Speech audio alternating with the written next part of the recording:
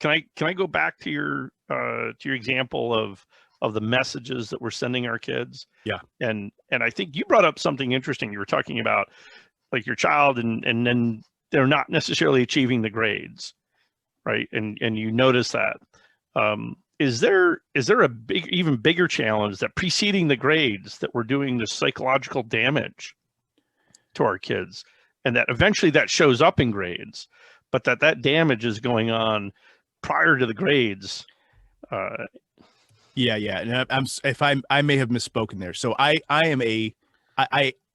can't begin. We should have a whole conversation, Michael, about grades and what grades actually do. Now, again, I talked about my son being this academic beast. He is, but here's what grades did to him. A kid who was largely homeschooled for his entire, after kindergarten, we pulled him out. He was homeschooled until he wanted to go to a traditional public school in high school.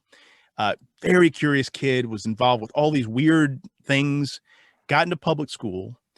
The curriculum went from here to here, right? Overnight, just got narrowed. And it's actually a fairly innovative school, frankly. And so this is actually it's a more flexible school than most, but it's still narrowed dramatically. He got praised for doing average work. He got A's for doing average works. What's the message there? Damage. The message is, oh, I don't actually have to work that hard, right? And I fought. I was upset. I was angry. Like, the kids, they would tell me they got straight A's, and I'm like, all right, well, tell me about your effort. What was your effort level? Was it 90% or higher? No. Then I'm not going to celebrate that, dude. I can't celebrate that because they are crippling you in a way that I will not endorse. Amen. So this is one of many things. Now here, let me go the opposite side. Let's say there's a kid who actually really dug in, and actually I talked to a parent about this a few weeks ago. Kid who dug in, did the homework, did all they could do, took the test, got a 76 on it, felt like a failure, right?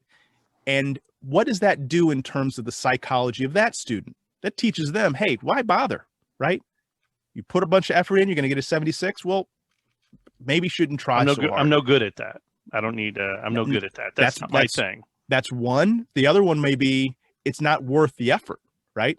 I could have not done this effort and gotten maybe a 72, right? I could have not worked so hard. So we are sending so many crazy messages with grades that it absolutely corrupts what learning should be.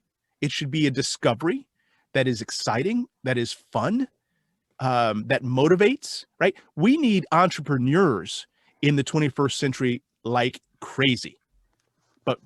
But having grades teaches a kid to hate and to fear failure, which is the exact opposite of what an entrepreneur actually needs to be prepared to do. As many of you all know who are entrepreneurs on this call, you have to love failure because the 21st century is going to be all about learning from failure, adapting, keep trying until you figure something out.